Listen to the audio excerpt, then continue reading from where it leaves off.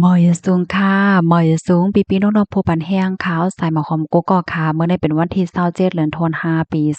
2025ในตอนรายการเฮาค่ะตอนได้เดี๋ยวเนาะปีๆน้องๆเฮาค่ะมาหับถอมด้วยเกี่ยวกับเลยลองนางจึงเล่าอันมีลองตั้งหยุ่มย้ำเกี่ยวกับเลยลองนักกล้าในนั้นค่ะเมื่อวันที่26เดือนธันวาที่5ปี2025ได้ก็ไล่หันสึกข่าวละลายห้องการไล่ออกมาปืนแพค่ะเนาะเกี่ยวกับเลยลองว่านางจึงเล่าใน ห่างแฮ้นดีๆเข้าตื้อกำในศาสนาว่าจังหนังไหนเนี่ยค่ะมื้อกะก่อนป่นมาในเนี่ยค่ะนางจึงเล่าอันมีชื่อว่าเจนี่เทยนโพสุวรรณในเขายามเปิดอกเปิดใจลัดเหนความในอกในใจดีอันอ่ำยามมีไผไลฮู้มาเสปอกในรายการอันมีชื่อว่า The Ghost Secret ของอาจารย์โอเล่เนี่ยค่ะอันเป็นโพโรงเรียนเกี่ยวกับเวลอง ยุ่มย้ำว่าสังว่าเจ้านายเนาะป้อยอก็เป็นคนดีมึดคือจำใจกันเฮียก็เป็นป้าอาจารย์ว่าตะเป้กันสละตะเป้กันให้ในนั้นขนาดเนาะนางจึงเล่าในลัดในว่าเมื่อจัดปางก่อนนั่นไหนยามติเลยว่าจำใจกันดังนักกาเฮ็ดไหนเหี่ยวก็เขาในก็ไหลย้อนสู่ดองโฮมกันไว้ว่าเดมีไผดอกบ่ถึงไหลมาคบทบกันขึ้นไหนเนาะมันเหมือนจังว่าเขาย้อนสู่โฮมกันว่า ได้ฮักกันกว่าต่อโจต่อปันว่าสังว่าเจ้านายได้ผาดกว่ามีแทงต่างก็ต่างคนว่าหังว่าให้ไหนนั่นน่ะเนาะสังว่าไรผาดกันกว่าก็ได้ฮบหันหาภัยแทงแต่พอถึง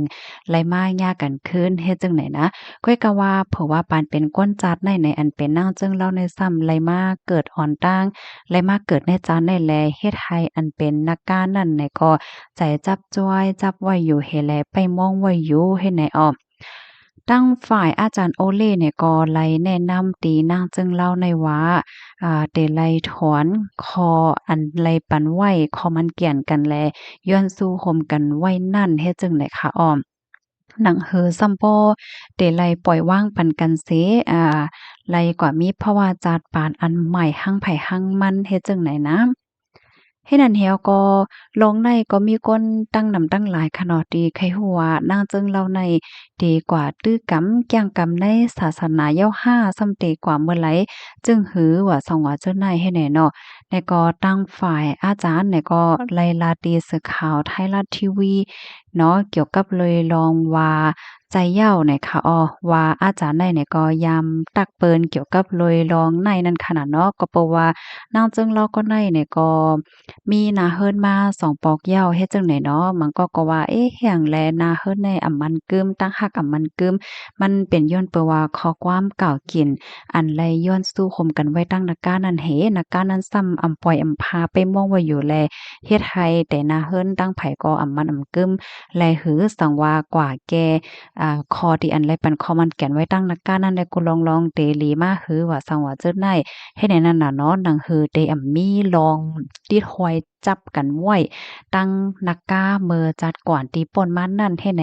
เฮแลก็หนึ่งเป็นก้นก็หนึ่งเป็นนักกาเหย้าในเฮแลตาเตไลคมจัดปันกันขึ้นก็มันก็อำงายเหย้าแดมันใครมีที่ป้องก็หมายว่าเฮ็ดจังนั้นให้น่ะเนาะกำนั้นแลเส้นตั้งอันหนึ่งตีอันเฮ็ดไลในได้ก็ไหน ให้นางจึงเล่าในยางจูเส้นตั้งศาสนาสิเฮ็ดตั้งหลีกุสู่เนาะเพเมตตาเนาะศึกษาธรรมะว่าสังวาเจ้านายค่ะเฮ็ดกุศลตั้งหลีเหี่ยวก็เพเมตตาปันวิเห็นขวัญเงาของนักการนั่นเฮ็ดจังได๋ค่ะเหี่ยวและตั้งฝ่ายนางจึงเล่าเนี่ยก็เลยปันคอมมันแก่นไว้ว่าที่เข้าตื้อกรรมศาสนาที่เป็นเขาห้องว่าที่ข้ามเป็น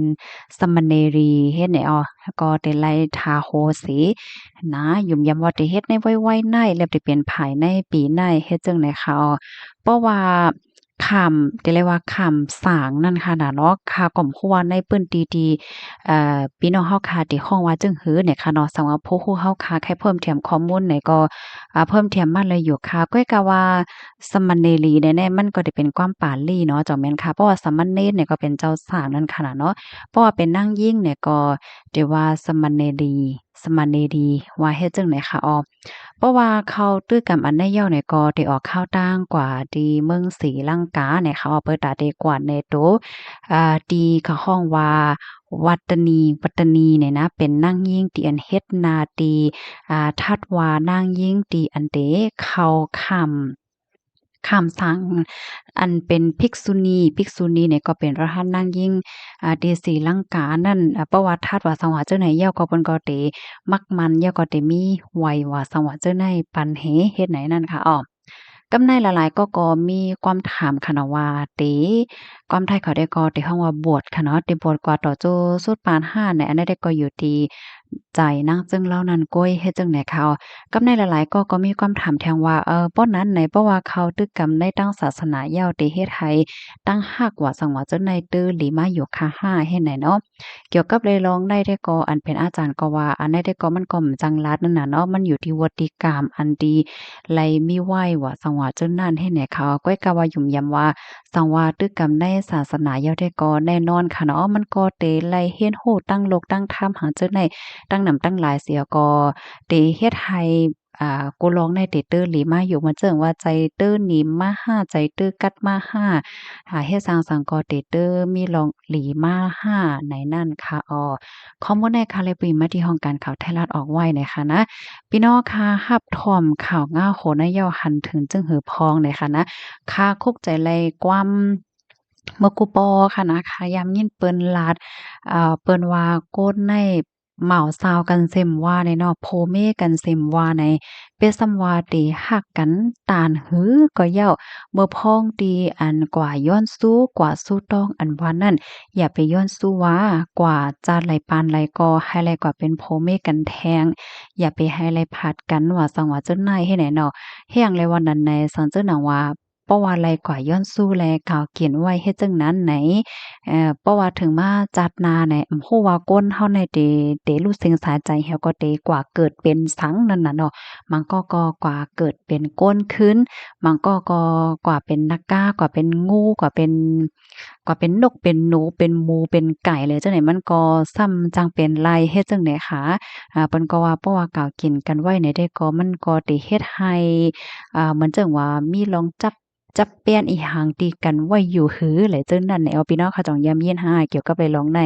ภายหลายที่ย้ำยินเจิงก็ใครในกันไล่ได้ค่ะดังจึงก็ในก็จือใหญ่ค่ะนะจือใต้มานั่งว่าหือภายหลายโหใจรัดปันพองค่ะยินจมนำค่ะย้อนให้อยู่เลยกินหวานในรอดเพศกันค่ะมอยสูงค่ะ